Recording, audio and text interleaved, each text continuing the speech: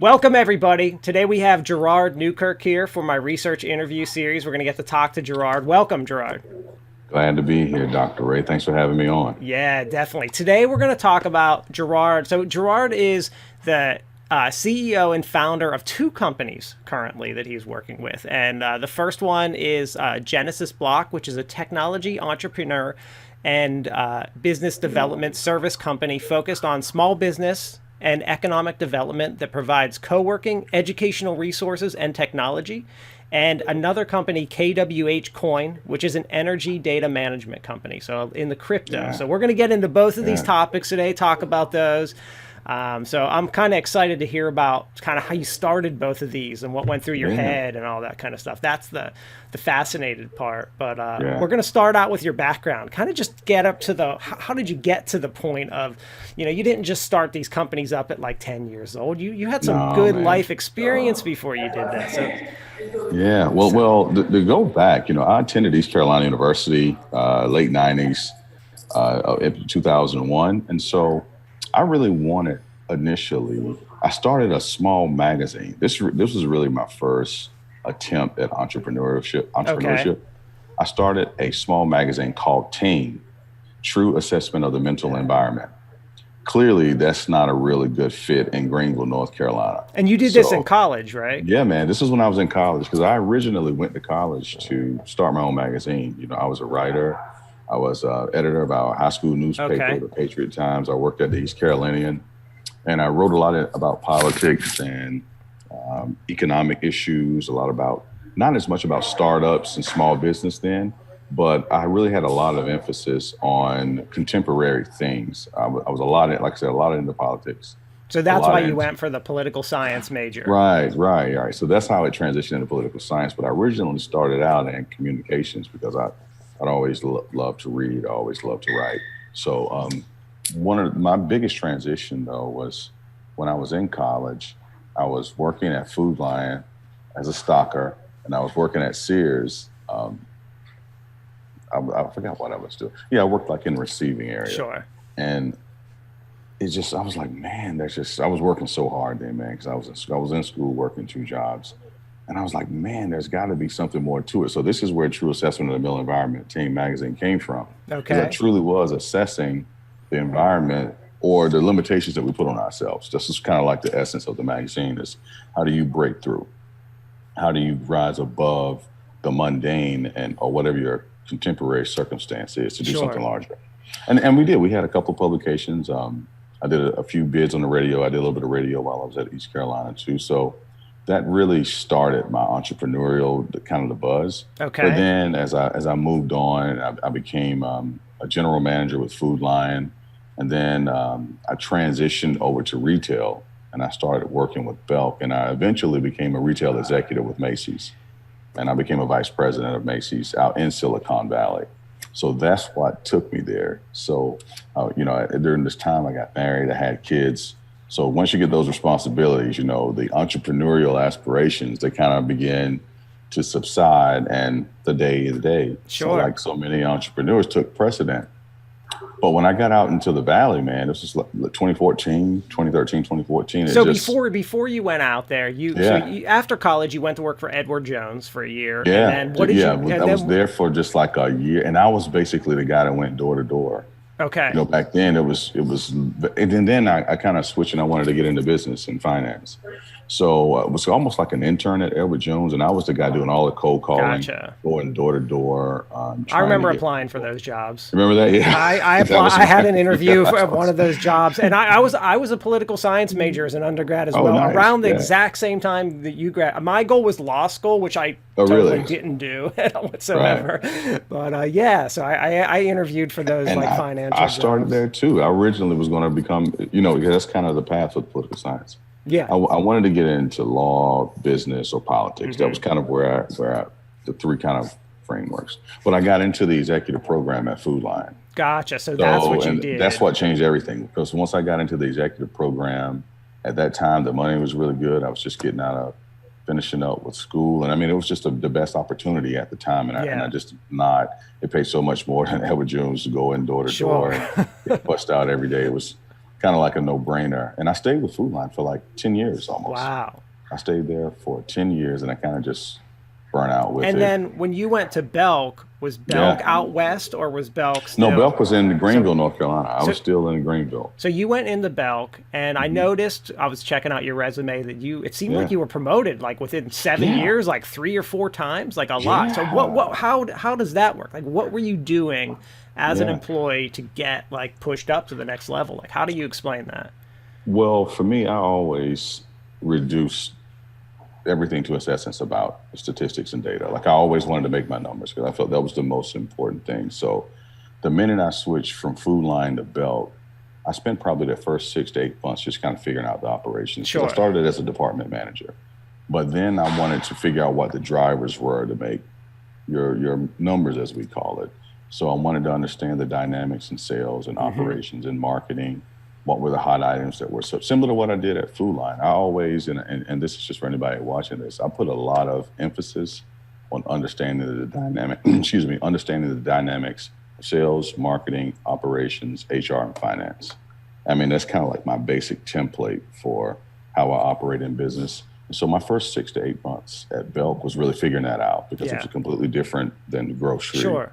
Retail is a lot more transactional, a lot more interaction with the customer, a lot more about, there's a lot of nuances to the visualization, to the marketing.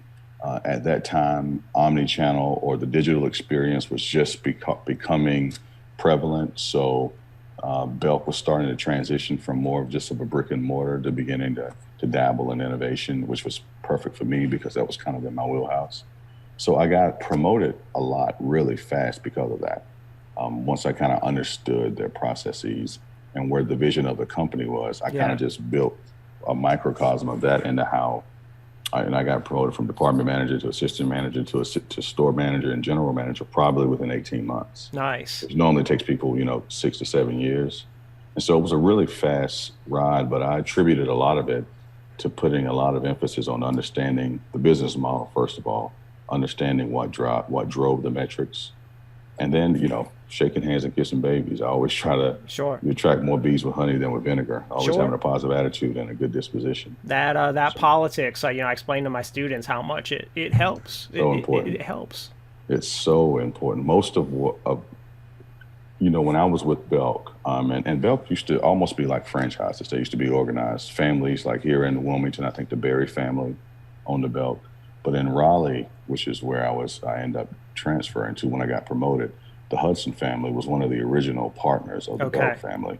And so Mr. Hudson, Richard Hudson, was like my mentor, and I worked directly Gotcha. for him. So he taught me so much about not only, because this is his family is very prominent in business.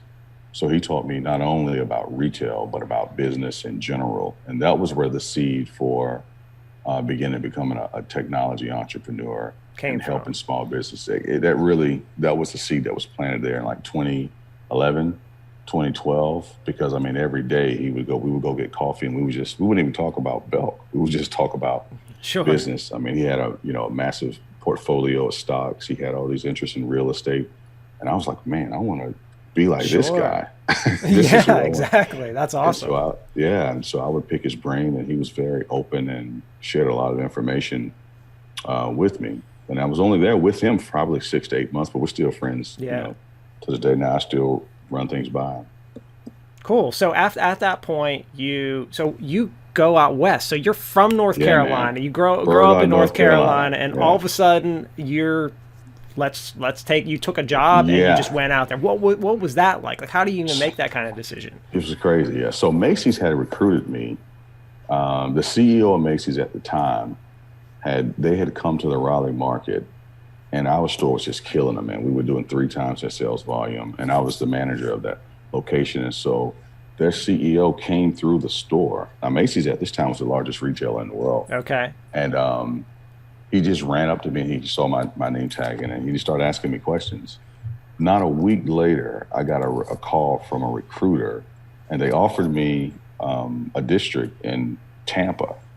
And I turned it down at the time because my ex-wife now, she was pregnant with our first son. So I didn't want to take them away from the Sure. family, And so I turned down that opportunity. Well, fast forward 2 years later, This time they said, well, you could go to Silicon Valley and you can take over San Jose, Santa Clara, Palo Alto, all of the areas. And I was like, nah, this is like, fates intertwined. It was like the salary doubled. It was like it was almost like an offer that you couldn't really turn down, especially having that level of ambition that I had to really begin to move things forward. And I really wanted to get out there because in the back of my mind, I had already started researching energy networks, the future of energy, decentralization of energy. And I knew I would have access to more resources that if I did take that jump. If you're trying to start up anything, the Silicon Valley is the heart of it. I mean, it's at least there's the capital and the capital means to make it happen. So when I got there, I drove from Jacksonville to San Jose, literally. So I drove cross country, and when I got there, the first thing that struck me was everything was focused on being a startup, being an entrepreneur. It was like every block you went to, there was some type of incubator, there was some type of meetup. I never even realized how prevalent meetups were. It was there. It was every night. I was at a meetup every night because I just wanted to learn. I mean, I taught myself how to code. I taught myself of the nuances of blockchain technology and decentralization, AI. And it was through because you could get access to all those resources out there really for free. If you would just go to the meetups and you could go to Apple's headquarters, you could go to Facebook's headquarters, and all of this information was just there. And I couldn't believe it. I was like, man, why in the world, why would anybody not come here? And why aren't other cities doing this? I think we all want to go there, but we can't afford to live there. You can't afford to live there. That's another story. I mean, I've been out there to visit, and it's insane. Ridiculous, man. It was $50 a day to park in San Francisco. Yeah, come on. I mean, come on. So, but the way it was set up, and then I made so many good friends out there. And so one of my friends owned a restaurant. Okay. And he said, man, 30 years ago, and this was when it really clicked, the Genesis block concept, and I'll talk a little bit about KWHCoin too, but the Genesis block concept clicked when he said, man, I was born and raised right here in San Jose. He said 30 years ago, this was all orange groves. Yeah. Yeah. He said there was none of these buildings. He said the spot that you're sitting in right now, because we were literally, we were by Santa Clara University campus. And he said this whole area, I remember being a little boy, and we would just come down here and sell our oranges. And so that's when it clicked that, all right, and it was early, and I was still in the process of building out KWHCoin, but that was when it clicked. All right, when I get this together, I'm going to move back home, and I'm going to build a Silicon Valley type, or not necessarily focus exclusively on technology, but build that type of collaboration, camaraderie type of space, right? To create that type of environment to build companies and help companies grow and expand. So you've got this idea already. You started researching the energy part. You have now this idea of Genesis block in your head, like in the back of your mind. So let's get into KWHCoin, because this happens in the Silicon Valley. Let's talk about first of all, what is it, and what is it? Yeah. So it's evolved now. When we originally started the concept was there was 1.2 billion people in the world that didn't have access to energy. And we were going to build a platform and build partners to connect them to renewable energy resources. And KWHCoin was going to be the medium of exchange exclusively then. And it was going to be kind of like an incentive mechanism. So it was going to be people in Sierra Leone, for example, they were walking 30 miles to pay their utility bill, literally. And so we were saying, well, if we could tap in and we could use our software or use our coin, they could pay for it digitally on the blockchain. Yes. And now we could come up with a system that completely mitigate that. And so that was kind of like the essence. And we did some work in Puerto Rico. And so writing that out, 2013, 2014, and then in 2015, it started to take traction. I met some guys that were early developers in Ethereum that just happened to be out there. And I met a lot of people that were just doing decentralization projects. Yeah. And these were true, coders. They were blockchain developers.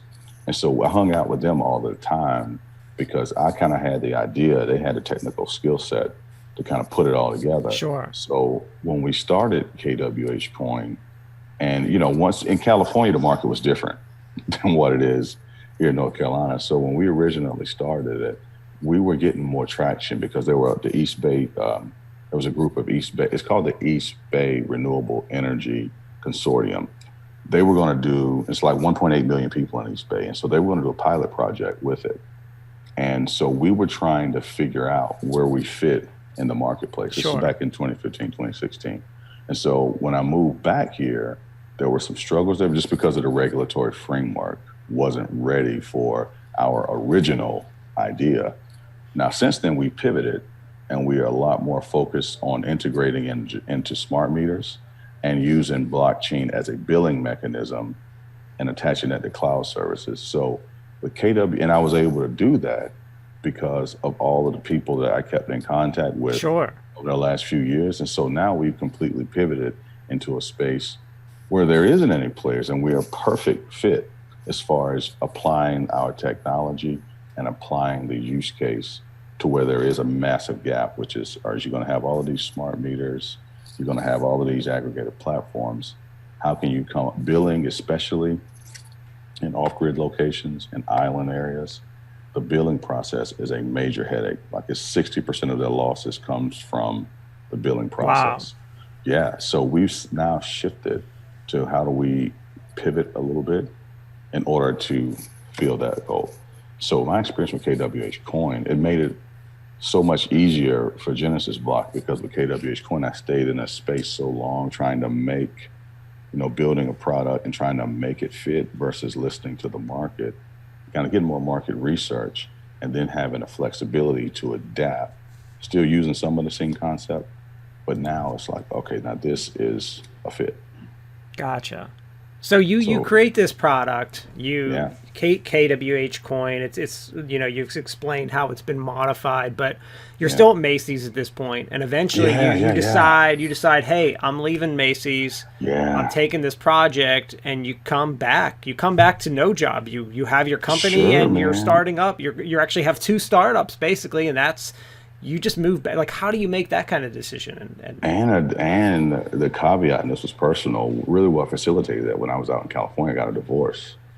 And so 2018, it was like everything it just crumbled. It was like I'll never forget 2018 as a year for me. So it was a lot of personal things I was dealing with, a lot of things with, am I really doing the right things? And I know all entrepreneurs especially have been through this real gut check. In 2018, early 2019, I had a really, really, really big gut check. So I moved back home almost out of necessity. Now, my ex-wife and I, we did agree to move back to North Carolina because both of us were from here. Yeah. But, financially, it was a struggle. Yeah. It was just trying to pull it all together. And so when I came back, still trying to kind of find my niche. North Carolina was totally different than California. Sure. So it's like starting from scratch. That's like, I have some students in classes that come from like, that kind of area, and they're like, North Carolina, it's way different here. And some of the people from here, like, what do you mean it's different? And I'm like, no, you got to travel and go to these places because it's like another world out there and back and forth. It's polar opposites, but there's a lot of cool things that here too and there. Cool. It's good and bad everywhere. I tell people the grass is always greener somewhere else. So it's always going to seem greener. Yeah. But what it did was it really forced me to go in and we teach this at Genesis Block, and we say love the problem, not the solution. And I really got a first taste of that. Love the problem. What problem is it that we're really solving? And so coming back here, 2018, being kind of like at the lowest of the lows personally. I just got a divorce. I was really loved being a dad, so I wasn't accustomed to not being able to come in and tuck the kids at night. So it was a lot emotionally for me to deal with 2018, 2019. And so March 2019, I met my now wife, Tracy, and it literally changed everything. She had a vision of creating a Wilmington. Her sons were at the time 25 and 24. Okay. My kids were at the other end of the spectrum. My kids are now 6 and 8, but at the time they were 6 and 4. Yeah, I have kids the same age as you. So I have a 5, 8, and 10-year-old. So mine are 6 and 8. So we are totally on different spectrums. So her vision was to create a Wilmington. Well, first of all, it was to create a vibrant African-American middle class, and to create a Wilmington that her 2 sons would want to come back to and live, work, play, raise a family. Because her youngest son, Cal, one day said that, I'm just not going to live in Wilmington. I just don't like the vibe here. And it really stuck with her. And she told me that story. And this was early on, man. I mean, we'd only known each other like 3 weeks. Sure. And I was like, well, I came back here, obviously I had a divorce, but I always came back here with the goal to bring back entrepreneurship, technology, and all the learnings that I had out in the valley, and just bring that back here, because I felt if we could just bring that and encapsulate that spirit and that those creative juices in this market with the opportunity that Wilmington's just going to be explode. And so that was kind of, and something just changed that March of 2019, April 2019, and everything just started to fall back into place. I had about 6 to 8 months when it just seemed like the world was coming to it and everything was just tearing apart. And then we started Genesis Block the end of that year. And we started getting so much traction from it. So so you have this idea and you're creating like an incubator tech space. Yeah. How do you go from we have this idea to like, where does traction even come from? Like, do you write a business plan? Do you have some startup capital? Like, do you get do you build your space right away? Like, how did you go from you guys having that idea to where you actually having something? And another thing too that I left out, Ray, is I was selected for Google for Startups Black Founders Exchange in 2019, and that really. So what is that exactly? Explain so Google for Startups Black Founders Exchange is I don't know if you're familiar with the Google for Startups ecosystem. Basically, what Google does is they have a program where they select the top 11 Black founders in the country that went through their process, and they put us through an accelerator. Basically, it was in Durham. People from all over the country were there. Gotcha. And they just kind of took us through. They had the VP of YouTube was there. They had all these data science. They had these people from England, from all over the world. And so we were there with them because we stayed there. So it helped me learn so much and they literally tore KWHCoin apart. This is part of the reason why I pivoted and because they actually helped us with the pivot. And then I can't remember his name, but I was pitching to him and I was telling him about Genesis Block. And I was like, man, we have this concept with Genesis Block. We're thinking about rolling it out. Because at the time we had a little bit that was saved up, very, very little though. We had bones, but enough just to begin the process. But I had the business plan written out. I didn't have I had the 3 components. I had where we used co-working, and then we would need a space that we could also not only sell the co-working space, but also sell the event space. This is before COVID. Sell the event space and sell the meeting rooms and all of that so that it could become sustainable. Sure. Then as we develop companies, then we will look at taking equity. But the first component would just be to build a viable community. So how can we build a community of entrepreneurs, small business owners, and early stage startups? That was really our first, how do we do that? And so I came back from that September 2019. We started Genesis Block November 2019. And the first step for us was, so we have to find a building, and we wanted it to be downtown just because we felt that for this community, especially the minority community here with all of the residual effects of 1898, we felt that we could be a beacon of hope and an inspiration to a lot of people. And that was really the other thing that we set out to do. How can we change the narrative by being the viable alternative to the negativity? That really resonated. This is why we came up with community, collaboration, and creativity.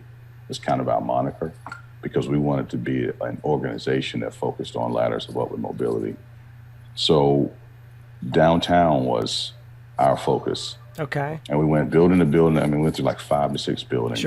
Then we met with Joe Finley, and Joe Finley is like the man. Joe Finley, my wife had met him about 3 years prior. I had met him about 2 years prior, and we had a very similar vision for what we wanted to build in Wilmington. And so Joe became really as our only investor from the very beginning. And he came in and he said, so I love you guys' vision. I sent him the PowerPoint. I sent him the business plan, the presentation, and I kind of sent him what our 3-year goals were. And he loved it. And ever since then, and that was about February of 2020. So March 2020, we had a location downtown, and COVID hit. Literally when we were about to start up time, COVID hits, And then we had some issues with the initial building where we were at. And so it was like, oh my God, a state of emergency. Everything seemed like it was crumbling again. And then we just happened in the 11th hour, found the location that we're in now. And the landlord here, Don, is amazing. He's a businessman too. He was completely inspired by the vision and wanted it to happen in his building, which is in the location that we're at now. And so what we started to do was we really began to produce a lot of content. You're trying to find that product market fit. Sure. We really wanted to educate our not only companies but also educate the community on what Genesis Block was. So I saw you guys run like courses and curriculum and stuff. A lot of that kind of those meetings. Okay. So see, we were doing a lot of that before we even had a building. We were doing it out of our clubhouse in our apartment. Gotcha. So we would have, and at that time, this was before COVID, we would have 25, 30 companies every Tuesday just to come. And I would come up with like a seminar or workshop. And this was just us coming from information that I received during my journey. And so we have been helping 25 to 30 companies. And was this all like free type stuff? This is free. Yeah, this was all free. Yeah, this was all free. And we were promoting it through our social media. Gotcha. We actually had a church group called Entrepreneurs Connected. So the first companies that came in were through our church group. And then it began to spread. And then this person would say, hey, man, you need to go see what Girard and Tracy are doing because they're doing a lot to help, small business. Awesome. If you have any questions. And then we would bring in people from April Scott from Brunswick Community College. Tafana Bradley came to speak for assistant county manager. And we would just bring random people in to speak to this group of people. Now, this is before anything formal with Genesis. Sure. This was just truly community driven.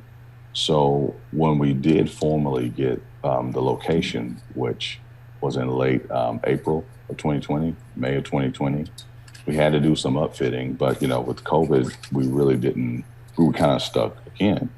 And fortunately for us, we really used that time to figure out what our business model was going to be. So we kind of cleared everything away. Then the George Floyd incident happened. And this was in, I think, May of 2020. Yes. And we talked with, and Tracy was saying, well, what we really need like a searchable directory of Black-owned businesses in the Cape Fear region so that we can figure out an empowerment message because there was a lot of negativity. There was a lot of just, horrible things that were going on. And sure. So we said, how can we come up with, show that Genesis Block is going to be a vehicle for positivity and to promote entrepreneurship. And so I randomly went out to Facebook and I was like, we're going to build this application that's going to do this. And she was like, why did you do that? Because you don't even have this. And I was like, well, I know how to code. I know how to have access to coders. We can build an application. That's not it. We just need to find, we'll figure out a way to get the support. And not 2 days later, Brett and Castle Branch said that they wanted to sponsor the development of the application. And so that put us in a position now that we not only have a technology, we not only have a platform to bring in businesses in, through word of mouth, through social media posting. Now we're building a technology platform to also recruit businesses. But and what's the technology platform? Yeah, like, so what is this going to do? Like, what is this? Because I saw it mentioned on your website, but I wasn't sure exactly what you meant. So it's called Anza, and it's essentially going to be an aggregator platform to connect minority and women-owned businesses with prime contractors, with anchor institutions, with municipalities in order to increase minority participation in the contracting process. So it started, now the other component is the Genesis list, and that is the searchable directory for minority-owned business in the Cape Fear region. But what we're doing now with the platform, and now we have, our goal was to have 10 companies on the platform.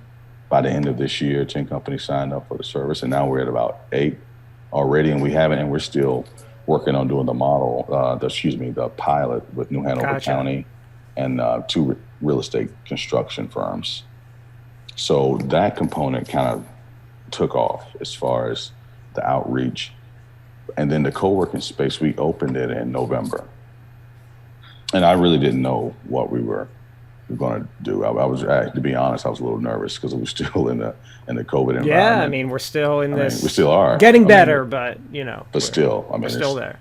I was kind of nervous, and so our model was basically a membership model. We offer co-working, community memberships, Then we have sponsorships for businesses in the area that want to be a part of our community that they could then use for marketing. And then we also have the Entrepreneur Academy, which is formal now, which has an incubator, an accelerator, for the Minority Business Accelerator. And we also have a Jumpstart Academy for early stage entrepreneurs. Fortunately for us, the Entrepreneur Academy took off.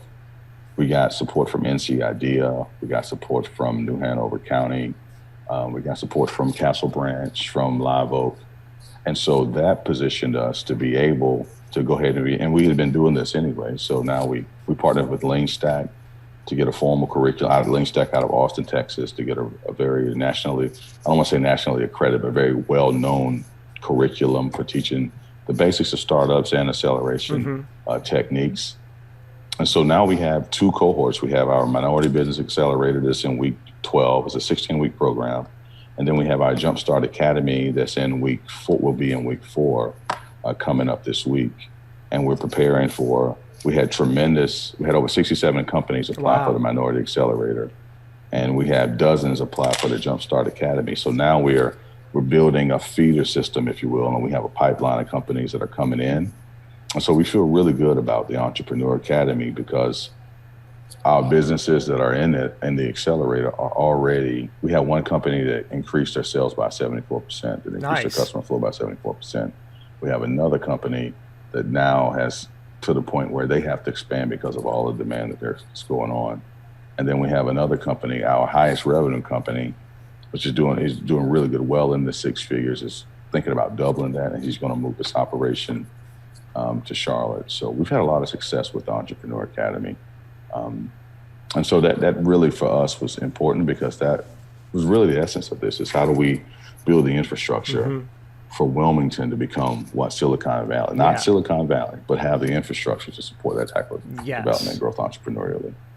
Yeah, that's awesome. That's super cool. And I think that I definitely see that potential in Wilmington. I've seen it for, I've been in Wilmington for 11 years now. So I've seen it, and I see that spark, and I see it with some of the stuff I'm doing at the university and various other people I talk to. So that's really exciting. And, it's grown here. So that's super cool. So it sounds like you guys are like on the right course right now, and COVID's slowly winding down.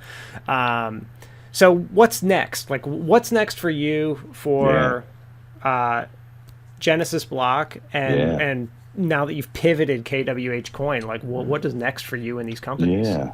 Well, next for KWHCoin now is we've done we have another partner that's coming on that's very technically savvy as far as he knows the smart meter business. He's been in the smart meter business for like 30 years. So we're very excited about that because that it's given me even more insights to how we can use the billing to monitor it out of the cloud. And now we were looking at, if we could get 50 customers, we would be, cheering and pom-poms out, to now everyone's a potential customer. Yeah. So dealing with that's going to be kind of the third to fourth quarter of this year. We're going to really put some emphasis on that. Nice. Right now for us with Genesis Block, the second quarter it's all about the ANZA deployment. We have a second quarter strategy. We're trying to get 100 members and 50 sponsors by the end of the second quarter because we know we want to reach we're trying to reach our annual goals in the second quarter because we know we're going to have so many things going on. And we're well on the way toward doing that. We have about 42 companies now that we support, and we have about 19 sponsors. So we're doing well with that. Our next cohort will start in June for the Minority Accelerator. We're going to have another Jumpstart Academy cohort that's going to start in June as well. And then we have been talking about this concept of innovation districts, which kind of brings us back to Silicon Valley. And so we're working on a project now on Castle Street to create we call it the GEN, which is the Genesis Innovation Neighborhood. Okay. So the concept is we bring accelerators, we bring incubators, anchor institutions, all into one neighborhood setting, with the focus on being that will generate and stimulate entrepreneurial activity. Yes. Particularly adjacent to areas that had in the past potentially been underrepresented, or areas where they've been deindustrialized, and these are just economically challenged communities. So Castle Street is going to be the project that we're putting a lot of emphasis into. You're going to start hearing a lot more things coming out about that.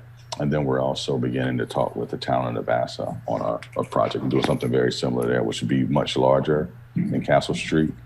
Because ultimately, Genesis Block, our goal was to rebuild communities block by block. And so the first step in that was to build out the infrastructure as far as having the services that we can provide for the companies. But now that we have companies starting to graduate, where are they going to go? So now we're shifting and pivoting. So now we're going to build these communities that are entrepreneurially driven, that are entrepreneurially inclusive, that are open, that anyone can come join, anyone can come participate. And we want to be sure that they have all of the resources that they need to grow and survive, and thrive as a business. So Castle Street is kind of like important because that's going to be like our model that we're going to test. It's going to be smaller scope.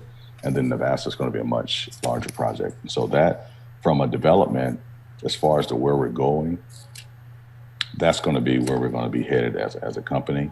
Right now, our focus is on, getting our membership, our sponsorships, completing our ONS app, and getting that, till we have 50, 60, 70, 80 companies on it, and continue to grow our Entrepreneur Academy service offerings. Yeah, and I think that's first of all, I like your story that you went to Silicon Valley, you saw something that wasn't here, and said, how can I, this is awesome and this is so inspiring. How can I bring this somewhere else? Because this should be everywhere. And then I think that your idea, I think you're coming in at a really good time because I keep hearing things like people say like, when COVID ends, it's going to be like when they talk about like the pandemic that happened, 100 years ago, 1920, 1912, whatever it was. We weren't alive then, but it happened, and they talk about the roaring 20s, how it was like this time of like people just everyone just like explodes because like of craziness. Cause we're just like, we've been trapped inside for a year and we're ready to, people are generating ideas. People are ready to do all kinds of different things. And I think that starting this, now that the vaccine's out, starting this summer, I think having a startup right now, especially talking about like starting like what you're talking about, I think is couldn't be timed more perfectly coming out. Yeah. So I will tell you, I really think it's a good time for that, assuming that, everything's moved smoothly with this vaccine. I think that this summer and the fall into next spring is like the time to have this infrastructure set up so that you're ready when this happens. And for us, that was the silver lining, is it gave us time to build. I mean, now, we have our application, we have our website, we now have the building, we now have the curriculum. So we have the infrastructure. We have, hundreds of companies now that we're going to integrate in. We have the business relationships. So now we have the infrastructure. We built the foundation to be able to go vertical very fast. So here's a question for you. How did you, between you and your wife, you guys had it seemed like you had a lot of connections here. How do you personally right now stay involved in the business community? And how did you form all these, like, how did you meet up with Castle Branch? Like, how are you going out and really, like you said, you posted something on Facebook, like, how are you making those connections? Like if someone was like, I have an idea for a company, how do you, just in general, how do you do that? Because this isn't something you're doing this in your life. Like you're making these connections all the time. So what advice do you have for someone doing that who wants to do that? I'm sorry. Yeah. Well, Tracy and I, we're very, prior to COVID, there wasn't a business networking event that we didn't attend. Yeah. Like we were all at every, and same thing out in the Valley, man. I was at every meetup. I met so many executives from Facebook, from Cisco, just from being there, attending all those meetings. Just being in the room, man. You never know when it's going to happen. And same thing here in Wilmington. When Tracy and I first came, Tracy's a tremendous networker as well.